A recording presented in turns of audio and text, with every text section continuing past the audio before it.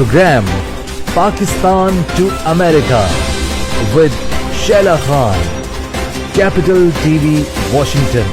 अस्सलाम वालेकुम नाज़रीन, पाकिस्तान टू अमेरिका के साथ मैं हूं शैला खान और आप देख रहे हैं कैपिटल टीवी वॉशिंगटन।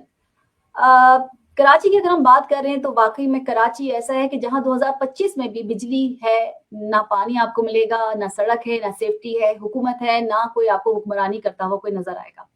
खुले मेन होल्स जान भी ले रहे हैं, सड़कें हादसा बन चुकी हैं, ट्रैफिक जैम मामूल बन चुका है, लैंड माफिया बेलगाम है और मानसून जब आता है तो पूरा शहर डूब जाता है। सवाल सीधा से ये है कि कराची को इस हाल तक पहुंचाया किसने है।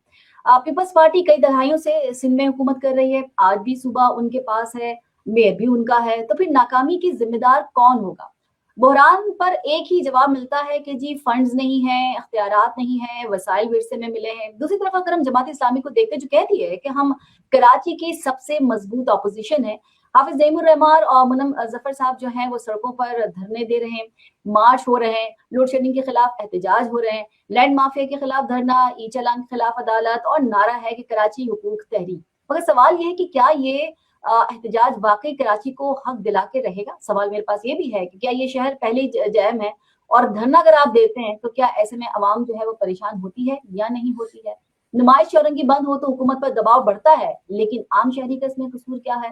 क्या सियासत अब सड़कों पर होगी या असम्बली भी जाएंगे या फिर बल्दिया में भी हो जाएगी, या फिर पीपल्स पार्टी की नाकामी और जमात इस्लामी की एहतजाजी सियासत जो है वो कराची वालों को कुछ रिलीफ दे सकेगी या नहीं। कराची जो है वो जज्बात नहीं हल मांगता है। आज का प्रोग्राम इसी पर है, कराची का मुजरिम कौन है, निजात कौन दिला सकता है। हमारे साथ रहिएगा, बहस में शामिल भी रहिएगा, सवाल भी थोड़े से सख्त होंगे।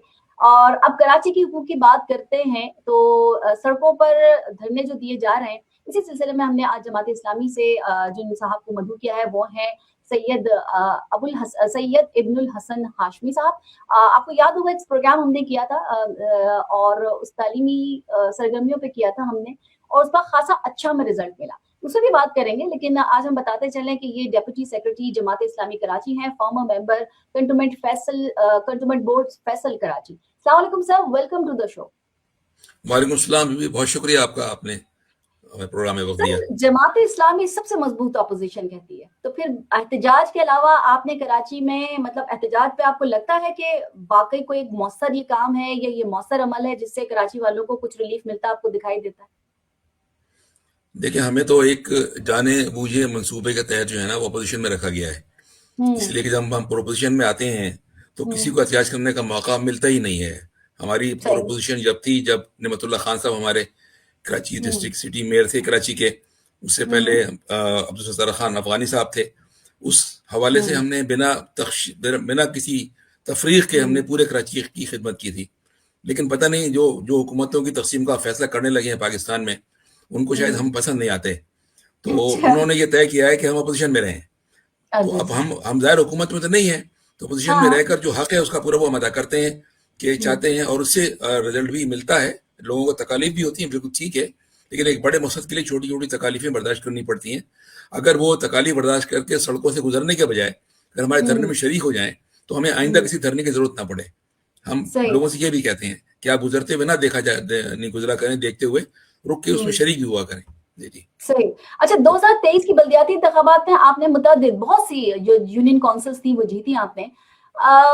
इन इलाकों में क्या पानी, सफाई, सड़क की सूरत हाल बेहतर है दूसरी जगहों से?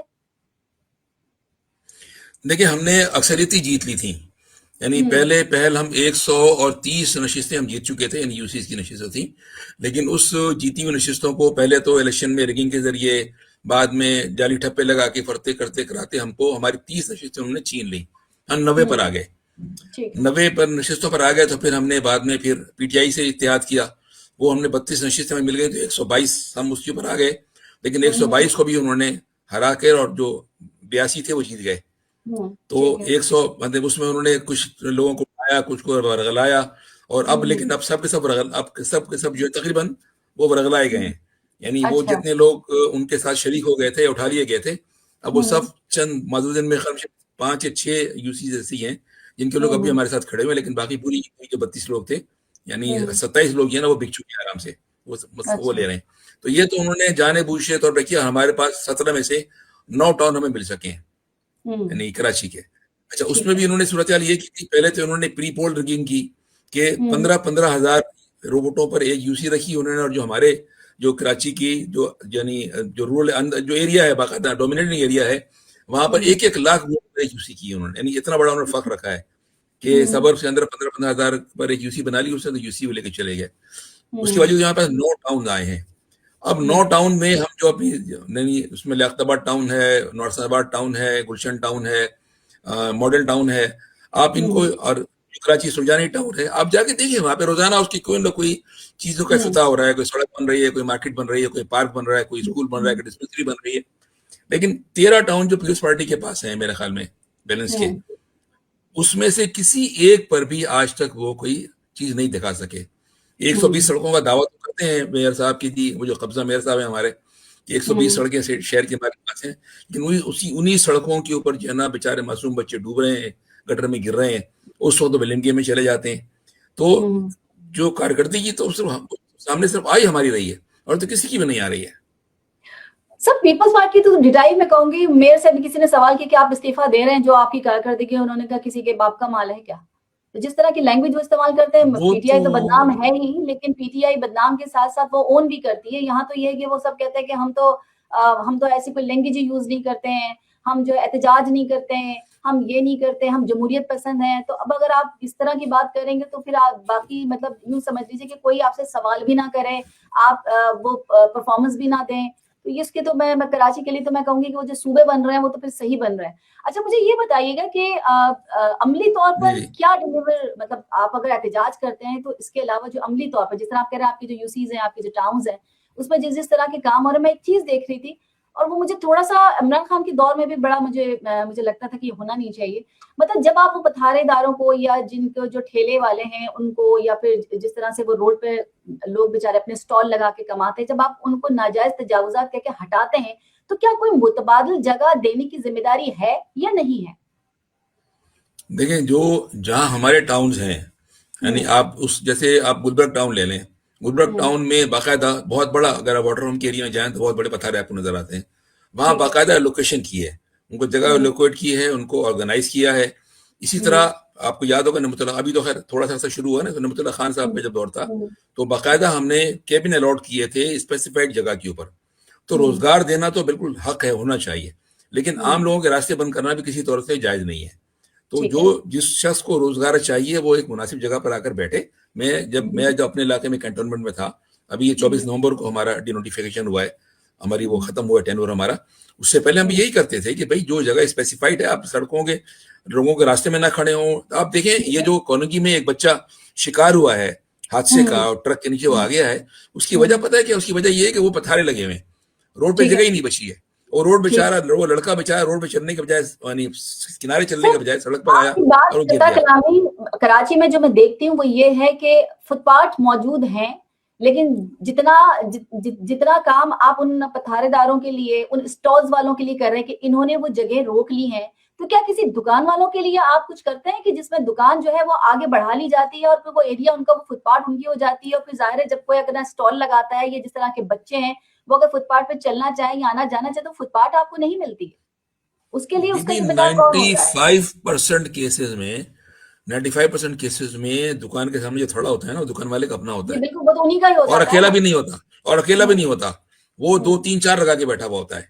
ठीक है। ये बिल्कुल, आप पूरी, आप लियाकताबाद चले जाएं, वाटर बम चले जाएं, नाजाबाद चले जाएं, हैदरी तो वो चले जाएं, कहते जहां हैं चले हम, जाएं। ठीक है, जी लेकिन वो कहते हैं कि हम तो यहाँ पैसे देते हैं, जो आते हैं हम उन्हें देते हैं भत्ता, जी तो हमारा जी काम जी चलता है। जी, तो जब भत्ता सबसे दे बड़ा देते हैं मसला तो वो यही है। खड़े होकर काम करते हैं, तो वो भत्ता कहाँ जाता है, कौन लेता है?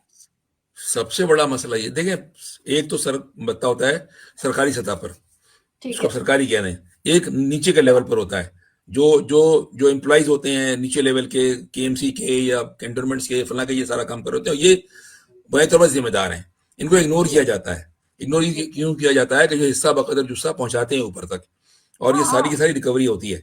तो ये ठीक है। तो जब तक के यानी सरकारी तौर पर ऊपर ईमानदार ना बैठा हुआ वो आदमी, देखा ना, ये जो हम्म बुराई होती है ना, वो ऊपर से हम्म, नीचे आती है हमेशा। ठीक है। तो जब हमारा जो ऊपर सरबराहान के बारे में जब जबान से आम ये बात हो जाए कि आप जो है वो मतलब 10% देते हैं और 20% देते हैं, 50% देते हैं और काम करते रहें, तो हम्म अब तो क्योंकि सिस्टम जो है पहले कराची में था ना, सिंध से हम्म वो तो अब इस्लामाबाद चला गया सिस्टम। ठीक है। इस्लामाबाद जाके अच्छा। बैठ गया है तो तब सिस्टम वहां से अच्छा। कंट्रोल हो रहा है, तो फिर तो अंदाजा करें क्या कुछ ठीक है। ना हो तो वो कम है। ठीक है, सही है। क्योंकि मैंने आपको बताती चलूं, आपकी इल्म में, वैसे तो खैर आपके इल्म में इजाफा, वैसे ही आप जाते हैं तो आपका इजाफा होगा। मैंने ये भी देखा कि कोविड के ज़माने में जुमा बाज़ार, इतवार बाज़ार नहीं लगाने दिए जा रहे थे और वहाँ भत्ता माँगा जा रहा था कि अगर आप हमें ये पैसे पहुँचा देते हैं। अब वो कितनी बात सही है, क्योंकि मुझे जिन लोगों ने वहाँ थे, उन लोगों ने बताया कि जी वो पैसे पे हमारी थोड़ी-सी चल रही है। कोविड के ज़माने में बता रही हूँ मैं आपको कि जी कोविड के ज़माने में आपको बिल्कुल मैं बाज़ार लगाने की इजाज़त दी मैं जाएगी आपको सिर्फ़ ऐड कोविड ऐड में। ऐड ऐड कर दूं, आपको ऐड कर दूं। जी। कोविड के जमाने में मुझे एक पुलिस वाले ने, हुँ, और ऑफिसर पुलिस वाला था, उसने मुझे मुझे कहा कि हाशमी साहब, जितनी हुँ। कमाई हमने कोविड के जमाने में की है ना, जिंदगी बिल्कुल, में कभी नहीं की थी। कभी और नहीं की। कैसे की हमने, कैसे की? उसने कहा फर्ज हुँ, करें एक हुँ, मार्केट है, हुँ। 2 महीने से बंद है। सही। दुकानदार आता है, कहता है कि सर मुझे दुकान खोलनी है, अपना माल चेक करना है, सेट करना है, कुछ चूहे तो नहीं खा रहे हैं, कोई गड़बड़ तो नहीं हो गई, कुछ गिर तो नहीं गई, हुँ, कुछ गिर तो नहीं हुँ, गया। वो दुकान वाला हुँ। हमें 5,000 रुपए देता था एक दिन के, और ठीक है। उस एरिया में 2,000 दुकानें हैं। हुँ, आप अंदाजा करें 10 लाख रुपए रोजाना के हिसाब से हमारी हुँ। आमदनी होती थी। ठीक तो है। तो तो कोविड सर तो वो सबको अकेले तो नहीं ये, खाता होगा? वो अकेले तो नहीं नहीं नहीं, खाता तो होगा जाहिर ना? सी बात है, बिल्कुल बिल्कुल ठीक है ना बिल्कुल फिर? बिल्कुल ठीक है, बिल्कुल। ठीक है। अच्छा सर, फ़र्ज़ ये कर लीजिए, ज़रा टॉपिक की तरफ आ जाते हैं कि अगर आप कहते हैं कि हुकूमत नाअहल है, हम भी कहते हैं। मगर सवाल ये है कि अगर आपको फ़र्ज़ कीजिए कि कराची की पूरी मुकम्मल बागडोर हम आपको दे दें, सब दे दें मिलकर। तो शुरू के जो 100 दिन है उसमें क्या मुख्तलिफ कर देंगे आप? हम कैसे सोचे कि जी जमात इस्लामी आएगी तो ये मुख्तलिफ कर देगी या ये कर देगी जो कि हमें अब तक नहीं मिला? देखिए, सबसे पहले तो होता है ना एहसास मिल्कियत। हुँ। जब जमात इस्लामी ऐसे नहीं आएगी कि कोई दे दे हमें, जमात इस्लामी अच्छा। आएगी तो अपने अपने नहीं, वोट के इसी ज़रिए, हक की ऑब्वियस। वजह से आएगी ना, वोट के जरिए से आएगी। बिल्कुल, जब बिल्कुल वो के सही। वोट के जरिए से अब आएगी, और जब जीती भी आएगी, वो जीत कर हुँ, आएगी, और सही हुँ, मायने में जीत कर आएगी, तो लोगों के अंदर भी एक ऐसा जिम्मेदारी पैदा होता है। ठीक है ना? और उससे हम हुँ, फर्क दिखा चुके हैं। हम पहले के हुँ, 100 दिनों में फर्क दिखा चुके हैं। हमें फर्क दिखाना आता है। ठीक है? हुँ, और हुँ, ये सबसे अहम चीज है कि आपके बारे में एक परसेप्शन ये हो जाए कि आप ईमानदार लोग हैं। हुँ। आप किसी की सिफारिश गलत नहीं सुनते, ठीक। आप किसी का हक नहीं मारते, आप हुँ, अपने किसी जानने वालों को फौक़ियत नहीं देते, हुँ। मेरिट पर काम करते हैं, तो इंशाअल्लाह ताला पहले 100 दिनों में ही काम शुरू हो जाता है। ठीक है। अच्छा, आप जिस तरह अभी मैंने देखा कि नुमाइश औरंगी पे एक बड़ा धरना दिया गया, तो इस तरह के धरने और भी दिए जिस तरह मैं भी अपने इंट्रो में कह रही थी। सो इस ये जो धरने आप देते, क्या इससे हुकूमत पर जो मैं आप कहें, चाहे वो आप इस्लामाबाद कह लें, चाहे पिंडी कह लें, कहीं पे भी आप बात कर लें, तो क्या कोई दबाव फ़ील करते हैं वो लोग? फ़र्क तो पड़ता है। हुँ, देखें, वक़्त लगता है, फ़र्क पड़ता है।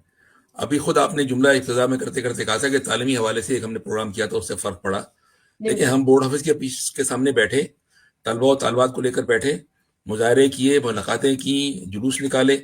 उसके हुँ, नतीजे में क्या हुआ? ये हुँ, 3 साल हमने किया, 2023, 24, 24, 25, और अब ये इस साल पे हमने, इस साल वो उसकी नौबत नहीं आई। ठीक इसलिए है। कि 2 साल की मुसलसल मेहनत के बाद ये तय हुआ कि इस हुँ, साल लीस्ट कंप्लेन है। बल्कि अगर मैं लफ्ज़ ये कह दूँ कंप्लेन नहीं है, तो ज़्यादा बेहतर है कि ना ठीक। फर्स्ट ईयर के बच्चों की कंप्लेन आई, ना इंटर हुँ, ग्रेजुएट की कंप्लेन आई, ना ठीक। एमडीकेट से कंप्लेन आई, ना हुँ, बोर्ड ऑफिस से किसी फोर्जरी की कंप्लेन आई, ना कोई पेपर लीक हुआ। उसकी वजह हुँ, क्या थी? हमने मुसलसल जदोजहद की है, 2 साल तक बैठ के लोगों के साथ बैठे हैं, मामलात हुँ, किए, मुज़ाहरे किए, लोगों के फ़र्क पड़ता है। दूसरा, आप ठीक। देखिए आईपीपीसी के हवाले से, के हुँ, इलेक्ट्रिक से शुरू हुए हम कराची में। के हुँ, इलेक्ट्रिक से जब हम शुरू हुए और हमने कहा कि आईपीपीज हैं और ये इतने पैसे का घपला कर रही हैं, जब हमने इस्लामाबाद में धरने की बात शुरू की, तो वजीर तमानिया ने यह कहा कि जी ये हुँ, तो इंटरनेशनल कमिटमेंट्स होती हैं और एग्रीमेंट्स होते हैं, उसमें हम कैसे बात कर सकते हैं। लेकिन आप हुँ, देखें, हमने वो अगस्त में वो धरना निगोशिएट हुआ, मुज़ाकरात हुई गवर्नमेंट से, हमने बात की, और इस वक्त ये हकीकत है कि आप देखें कि 3.6 बिलियन हुँ, रुपए गवर्नमेंट ऑफ पाकिस्तान ने सेव किए आईपीपीस की री एग्रीमेंट के बाद, देख कि हुँ, जहां हम ज्यादा हुँ, पेमेंट कर रहे थे उनको। तो ये पैसा तो ठीक। हम बचाया ना। ये कहाँ से बचे? हुँ, हमारी कोशिश है ना, जदोजहद है ना हमारी उसमें, और उसका कुछ हुँ, हिस्सा जो पब्लिक को भी मुंतकिल हुआ। 7 रुपए हुँ, ही से यूनिट में कम तो हुए, इंशाल्लाह और भी कम होंगे आगे। तो ये कह देना कि ठीक। जदोजहद से फायदा क्या होता है? फायदा तो होता है, फायदा होता है, कोशिश होती है, लोग मोबिलाइज होते हैं। देखिए, हुँ, जब मैं थोड़ा सा इसको ब्रॉड में कर दूं, जब गजा के हुँ, हवाले से हमने कंपेन शुरू की है पाकिस्तान में, कराची में हम अकेले थे, कोई हमारे साथ नहीं हुँ, था। लेकिन वही कराची की कंपेन उठते उठते उठते उठते दुनिया के दूसरे मुल्कों में फैली, हर जगह गई, इंग्लैंड में, इवन वाशिंगटन में, हर जगह मुजाहरे होते रहे। दुनिया में दबाव तो पड़ा ना, तो दबाव तो पड़ता है हुँ, इन चीजों से।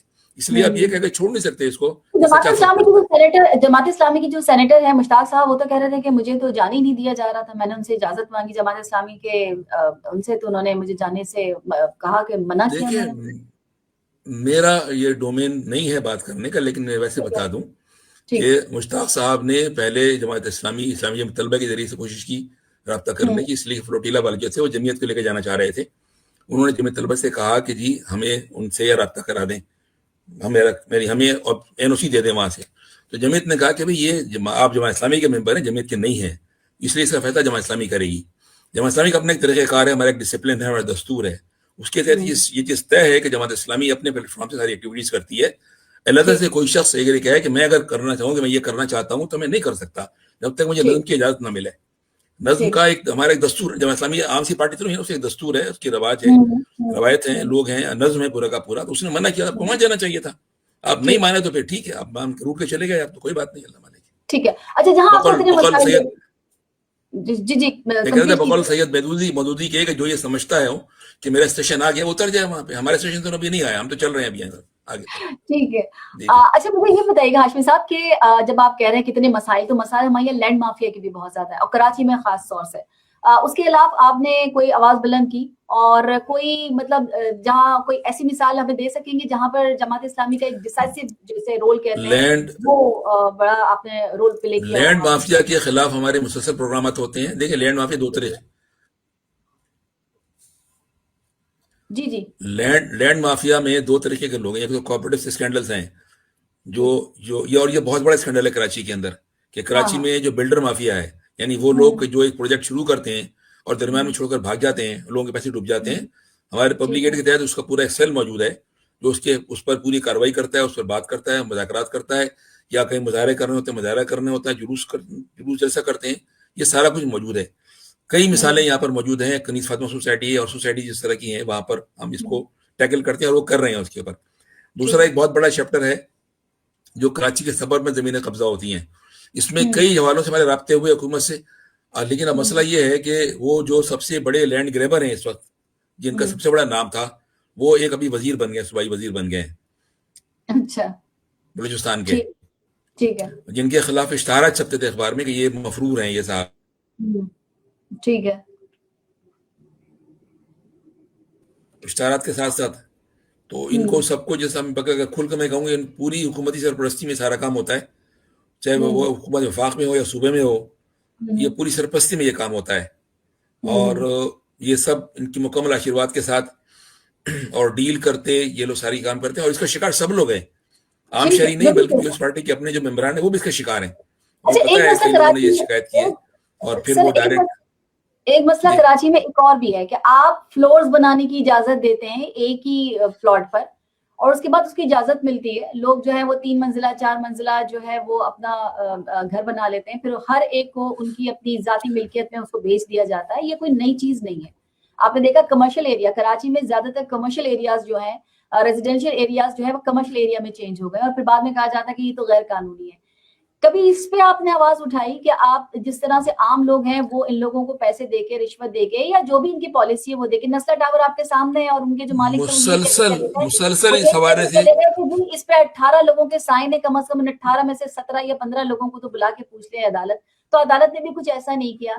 तो कोई ऐसी चीज जो कराची वाले इस तरह की जो मसाइल है इनसे निमट सकें कि आप ही के वजीर, आप ही के मुशीर, आप ही के सिंध गवर्नमेंट में होने वाले साइन करते हैं, सिग्नेचर करते हैं, फिर वो पास होते हैं नक्शे, और उसके बाद वो आदमी जो बेचारा अपने तरह को जमा पूंजी करके वो अपना कोई एक फ्लोर ले लेता है, बाद में कोई भी आके हुकूमत कह दे, या इन्हीं हुकूमतों में से जब पॉलिसी बदलती है तो फिर कह दिया जाता है कि जी ये तो गैर कानूनी है। तो इस पे आपने आवाज उठाई? मुसलसल आवाज उठाई इसके ऊपर, मुसलसल खुतूत लिखे हैं हमने सब लोगों को, इवन बिल्डिंग कंट्रोल अथॉरिटी को, हुकूमत को, वज़ीर आला को, सरकार को, सबको लिखे। असेंबली में जो हमारे मेंबर थे, पिछली असेंबली जो मौजूद थी अब्दुल रशीद, उन्होंने मुसलसल इस पर आवाज उठाई है। लेकिन मसला सारा ये है कि बिल्डिंग कंट्रोल अथॉरिटी जो अब ऐसा काम करती थी, और उसका जो चेयरमैन था वो उनका खास आदमी था, और वो खास आदमी भी था वो जो कनाडा बैठा होता था, खास आदमी। अच्छा, आए दिन उस पर छापे डलते थे, उनके लोग गिरफ्तार होते थे और फिर दोबारा वो लोग आ जाया करते थे। सिंध बिल्डिंग कंट्रोल अथॉरिटी तो बेहतरीन करप्शन का अड्डा, कमाई का जरिया, और इतनी ज्यादा करप्शन उसके अंदर मौजूद है कि फाइल की डुप्लीकेशन, गैर कानूनी इजाजतनामे, परमिशन सब उनके पास मौजूद है।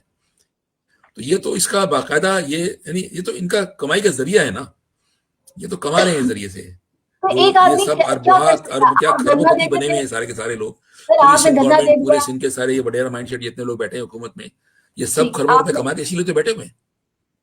ठीक है, आपने धरना दे दिए, उन्होंने जी पॉलिसी बना धरने दी, दिए, बाद में धरने पैसे धरने लेके धरने दिए, ठीक बयानबाजी की, जुलूस निकाले, बातें की, सब कुछ किया। सर, उससे फर्क पड़ा कि नहीं लेकिन पड़ा? मसला सारा ये है कि इसमें तो सब लोग शरीक है ना, इसमें तो इस्टेब्लिशमेंट भी शरीक है। अच्छा, नहीं और क्या करें हम? नहीं देखिए, फर्क ये पड़ता है कि थोड़े से छापे पड़ते हैं, कुछ लोग तब्दील होते हैं, नए लोग आते हैं, फिर नए से शुरू हो जाते हैं। बात सारी की सारी ये है कि सरकार की नीयत जो है वो ठीक करने की नहीं होती। जब ठीक करने की नीयत होगी तो ठीक हो जाएगा। नीयत इसलिए नहीं होती कि इसके अंदर सब लोग शरीक हैं, इस्टेब्लिशमेंट सबसे आगे सब शरीक है इसके अंदर, सबका हिस्सा इसके अंदर मौजूद है। ठीक है, ठीक है सर। बड़ा जोर शोर है, खासतौर से नौजवान, खैर परेशान तो सभी है, ई चालान उसके खिलाफ आप अदालत जाना दुरुस्त, मगर सवाल ये है कि क्या ट्रैफिक नज्मो जब्त के लिए आपके पास कोई मुतबादिल पॉलिसी या फिर कोई सिर्फ मुखालफत है, या फिर आप कोई पॉलिसी ला के ना चाह रहे हैं, या कुछ आपके डिमांड्स हैं?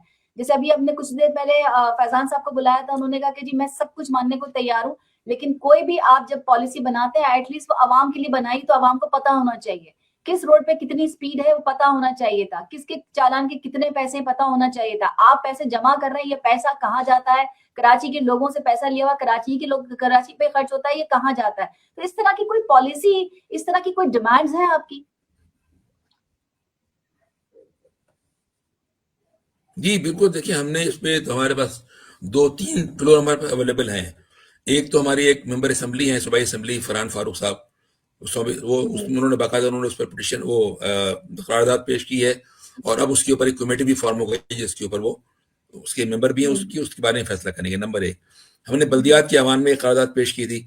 अच्छा, खुशकिस्मती से पूरी बल्दिया के अवान ने बशमूल अपोजिशन सबने उसको मंजूर कर लिया, लेकिन शायद ऊपर से कोई प्रेशर पड़ा था, अगले दिन उन्होंने कहा कि हमने गलती से उसको मंजूर कर दिया था, हमने मंजूर नहीं किया, यानी गैर गैर बिला मुकाबला वो नहीं हुई है, हमने उसको अपोज किया, हालांकि अपोज नहीं किया था, उन्होंने गलती से कर दिया, हमने उसको वहां भी किया हमने, फिर हम हाई कोर्ट में भी गए उसके ऊपर। देखिए, बुनियादी तौर पर हम ई चालानी के खिलाफ नहीं है, कानून की पासदारी होनी चाहिए, कानून की पासदारी के बगैर कोई चीज नहीं चल सकती, ना कोई रियासत, ना कोई सड़क, ना कुछ लोग। लेकिन ये जो चालान की जो मिकदार है ना, जो रकम है, वो बहुत ज्यादा है। यानी आपका इंफ्रास्ट्रक्चर ऐसा है नहीं, सड़क ऐसी है ही नहीं जिस पर आदमी सिंगल एंट्री दे सके, वहीं पर लोग डबल रॉन्ग साइड पर आने पर मजबूर हैं। रॉन्ग साइड आना किसी का हक नहीं है, लेकिन रॉन्ग साइड पर आने पर मजबूर है कि कोई रास्ता मुतबादिल उनके पास नहीं है आने का वहां पर। यानी पूरी बीआरटी आपकी बन रही है, वो जो बस रैपिड ट्रांजिट जो बन रहा है, रेड लाइन वाला एरिया, पूरा सड़क का बेड़ा गर्क है, ठीक है, कहीं से उनकी क्रॉस सेक्शन नहीं है, कोई क्रॉस नहीं कर सकते आप, लामाला वहां कहीं ना कहीं से किसी को रॉन्ग साइड पे आना पड़ता है। आपके हम चालान कर रहे हैं, सड़कें आपने दी नहीं, इंफ्रास्ट्रक्चर आपके पास है नहीं, सिग्नल्स कहीं पर लगे हुए नहीं, जेब्रा क्रॉसिंग मौजूद नहीं है। वो मुझे पुराने जमाने में 50-50 एक लतीफा आया करता था कि उसने कहा कि जी मैं सड़क पार कर रहा था, तो पुलिस वाले ने रोका मुझे कि यार तुम सड़क जेब्रा क्रॉसिंग से पास करो, तो मैं फिर सड़क पे बस पे बैठ के सदर गया, उधर जेब्रा क्रॉसिंग से सड़क मैंने पास की है। तो हमारे जेब्रा क्रॉसिंग तो है नहीं, कहाँ पे गाड़ी होती है? बिल्कुल सही कहा, जेब्रा क्रॉसिंग नहीं है, ट्रैफिक सिग्नल्स नहीं है, वो नहीं है जी। ठीक ठीक। अच्छा, 2 सवाल मैं, एक तो ये करूंगी कि इसे थोड़ा सा हटके मैं करूंगी, कराची से हटके। जज साहब के 16 साल के बच्चे ने 2 बच्चियों को मार दिया, बाद में उन्होंने ऐलान कर दिया कि जी हमारी सुलह हो गई। मुझे समझ में नहीं आता है कि ये, वैसे तो हमारी इस्लामी जमहूरिया पाकिस्तान है, इसमें बहुत से काम इस्लाम के मुताबिक नहीं होते, लेकिन ये दियत का जो एक तो मतलब ये लॉ है जिसमें हमें अंदाजा हो जाता है कि एक बड़े पैसे वाले के बच्चों ने अगर मारा है किसी गरीब के, किसी मिडिल क्लास के किसी बच्चे को, औरत को, मर्द को, तो अगर वो एक्सपायर हो गया है तो फिर हमें पता है कि 2-3-4 दिन के बाद ये सुलह हो जानी है, जज साहब भी सुलह करा देते हैं और फिर पैसा भी मिल जाता है। तो मुझे ये बताइएगा कि आप इस पे आवाज उठाई, या आप चाहेंगे कि कोई ऐसा लॉ बने, या उसके लिए आप अदालत जाएंगे, या आप किसी आप अपनी मेंबर पार्लियामेंट, आप अपने पार्लियामेंट में जाएंगे, मतलब कोई ऐसा काम करना चाहेंगे जिससे ये तमाम चीजें खत्म हो सके? देखिए हमारी जो जी सर। आपको एक याद दिला दूं केस, एक कसूर में एक जैनब केस हुआ था। बिल्कुल एक छोटी बच्ची को अगवा करके और रेप करके उसको उसको बेचारी बिल्कुल मर गई थी, ठीक है ना। हम्म, हमने एक बिल पेश किया कौमी असेंबली, उसमें हमारे लोग मौजूद थे, एक कौमी असेंबली में था, एक सेनेट में था, मुश्ताक साहब भी अच्छा थे और अब्दुल अकबर चतराली साहब भी थे। बिल पेश हम्म किया, जैनब बिल उसका नाम था, कि कम से ऐसे लोगों को सजाए मौत और खुलेआम दी जाए। हम्म उस बिल की सबने मुखालफत की, क्या एमक्यूएम, क्या पीटीआई, क्या यानी मुस्लिम लीग नून, सब लोग इकट्ठे हो गए और उन्होंने कहा नहीं कि ये बिल पास नहीं हो सकता। हम्म ठीक, हमने ये कहा कि जी, अरे आप सोचे ना, लोग मतलब नहीं जानते हैं ना। फिर ये पहला केस तो नहीं हुआ। कोयटा में हम्म, मंजूर विक्की साहब एक एमपीए थे, उन्होंने एक पुलिस वाले को, ट्रैफिक वाले को रोड ड्यूटी के दौरान उनको बिल्कुल चल दिया, हाँ उसको मर बिल्कुल गया, कर दिया था, सही और बात है, थोड़े सही दिनों बाद बात, वी बना के बाहर निकल आए। बिल्कुल ठीक, कराची में एक बड़े टेक्सटाइल मिल ओनर की बेटी थी, उसने नशे में निताशा बाप बेटी कमाल, दोनों को कुचल दिया, कई लोगों को भी कर दिया। निताशा कमाल, ठीक है ना, ठीक नताशा जी, बिल्कुल वो। उसके बाद हाँ, उसको उन्होंने डिक्लेयर करके कि ये पागल है, फलां करके उसको फारिग कर दिया। हम्म, तो बात ठीक ये है, है कि देखिए, दियत जो है वो बिल्कुल इस्लामी कानून है, लेकिन हम्म दियत के लिए लाजमी ये है कि जो एग्रीड फैमिली है हम्म वो उस पर दिल से राजी हो। हम्म ये दियत थोड़ी है कि सरकार, आईएसआई के सरबराह बैठ गए रेमंड डेविस के पास कोर्ट में और कहा कि लोगों को बुलाया और बोला भाई दियत लो इससे और फारिग करो इसको उठा के। ये हम्म, तो दियत का मजाक उड़ाना हुआ ना, आप सही, शायर इस्लामी का मजाक उड़ा रहे हैं ना। तो दियत के नाम पर लोगों को माफ कर दें तो इस्लाम का मजाक उड़ाना है। ये सजा भुगतेंगे, दुनिया में ठीक, भुगतेंगे, अल्लाह के यहाँ भी भुगतेंगे। बात यह है ठीक कि है, हम इस पर आवाज उठाते रहें, आवाज उठाते रहेंगे इंशाल्लाह ताला। और लोगों को सुनना देखना चाहिए कि जब वक्त आता है असेंबली में इस पर साइन करने का, एक सेशन की वजह सब लोग साइन कर देते हैं फौरन कि हाँ जी देते हैं, हम ले नहीं लें, मैं 5 साल के लिए सवाल, एक्सटेंशन ले मेरा लें, सवाल सर ये फलां था ले कि लें। इस दफा जो जज साहब के मतलब दो बच्चियों को, एक भी नहीं दो बच्चियों को मारा, तो क्या आपने असेंबली में जी जी बिल्कुल। असेंबली के फ्लोर पर आपने आवाज उठाई या असेंबली में कोई लॉ बनाने की हमारी कोशिश की? असेंबली में वहां देखें, इस दफा तो ये बाकायदा उसूलों के तहत ये तय किया गया कि जमात इस्लामी हम्म को किसी भी फ्लोर पे, ना सूबे हम्म के, ना सेनेट के, ना कौमी असेंबली पे कोई जगह दी जाए, इसलिए कि इनको सबसे ज्यादा तकलीफ इन्हीं को है और हमेशा ये बोलते हम्म हैं। तो न हम्म जाने क्यों एक मेंबर असेंबली हमारा सिंध में पहुंच गया, वरना पूरे हम्म, पाकिस्तान, मतलब उनको देखें, असल आप देखें अगर मसला था एस्टेब्लिशमेंट का तो पीटीआई के हम्म, साथ था। ठीक है, पीटीआई पर उन्होंने पहले बल्ले पे पाबंदी लगाई, फिर ये किया वो किया, लेकिन फिर भी पीटीआई के 92 बंदे असेंबली में पहुंच गए। ठीक है, ठीक, हमारा एक बंदा नहीं पहुंचने दिया उन्होंने। तो इसका सर मतलब वो है जिस हम तरह बहुत पहुंचा उनके आपने टारगेट भी नंबर देखा 1 हैं। होगा, तो हमारी जी बोलिए, आवाज, जिस तरह जिद्दोजहद करके वो पहुंचे हैं वो आपने भी देखा। अच्छा सुबह के ऊपर मैं आ जाती हूँ, ये बताइए कि अगर तो सूबे बनते जी हैं कि वो 10 बनते हैं, 12 बनते हैं और कराची एक सूबा और फिर मेहरान एक सूबा और फिर सिंध एक सूबा, तो क्या वाकई इंतजामी बुनियाद पर ये सूबे बन जाने चाहिए? इसमें आप तो कोई आपको तो कोई एतराज नहीं है? क्योंकि मैंने देखा है, सुना है कि आपको एतराज बिल्कुल बहुत ज्यादा है। बिल्कुल नहीं, कोई एतराज नहीं है।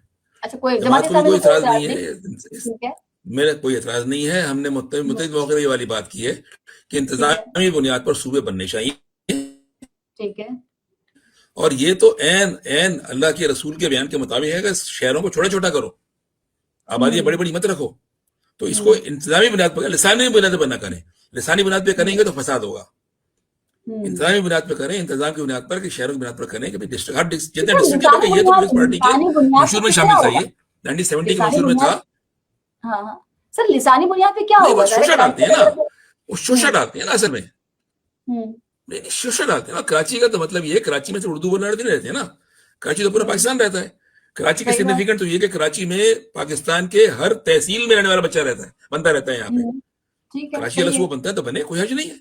लेकिन कराची को हम्म। आप ये कहेंगे कि उर्दू बोलने वाले को बन रहा है, तो यहां से मसला नहीं खराब हो उर्दू जाएगा। बोलने वालों को तो आप नहीं कह सकते, क्योंकि इस तरह से तो फिर पंजाब अलग किस तरह से होगा, क्योंकि वहां तो सारे पंजाबी नहीं, बोलते हैं। लोग खैबर उसको पख्तूनख्वा की बात यहां करें तो लेके फिर वो जाते हैं ना। कैसे 3 मिनट्स उसके नहीं नहीं, बनेंगे इसका वो भी तो। मैं सुन लेना, असल में इसके पीछे मसला क्या है।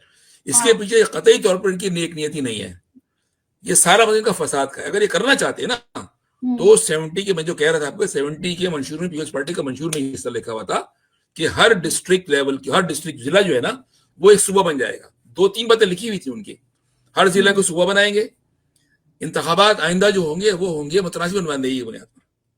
ये पीपल्स पार्टी के मंशूर में 1970 के, अब मुकर गए वो हम्म किसी चीज से।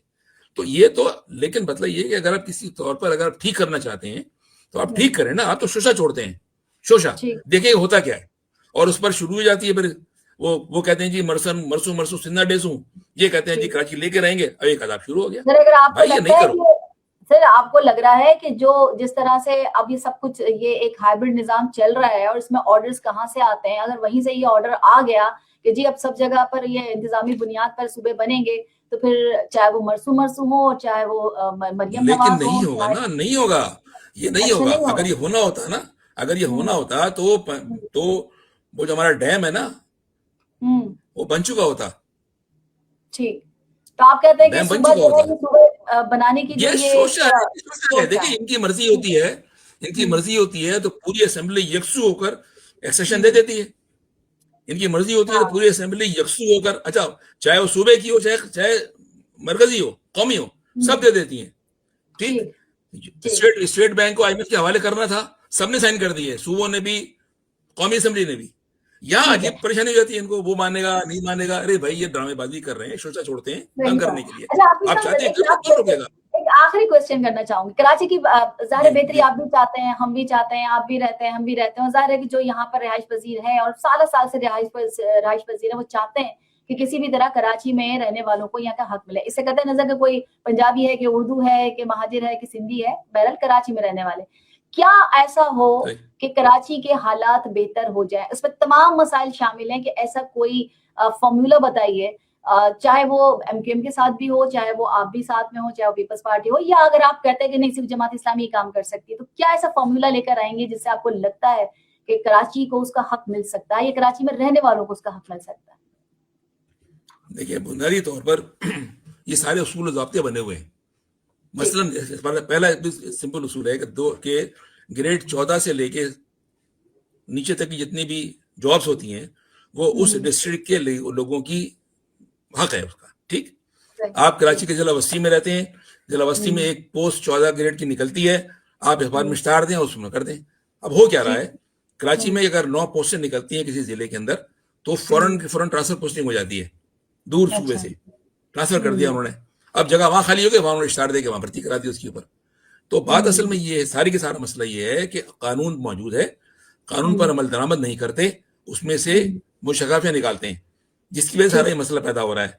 अदालत इंसाफ, अदालत अगर अपना इंसाफ करना शुरू कर दे मेरिट की बुनियाद पर, कोई मसला कराची क्या पाकिस्तान का मसला भी कोई मसला नहीं रहेगा। अदालतें अपना काम नहीं करती, पुलिस अपना काम नहीं करती। पहली बात, उसूल मुकामी पुलिस होनी चाहिए, मुकामी पुलिस, जिस डिस्ट्रिक्ट का SSP है उस डिस्ट्रिक्ट का रहने वाला होना चाहिए।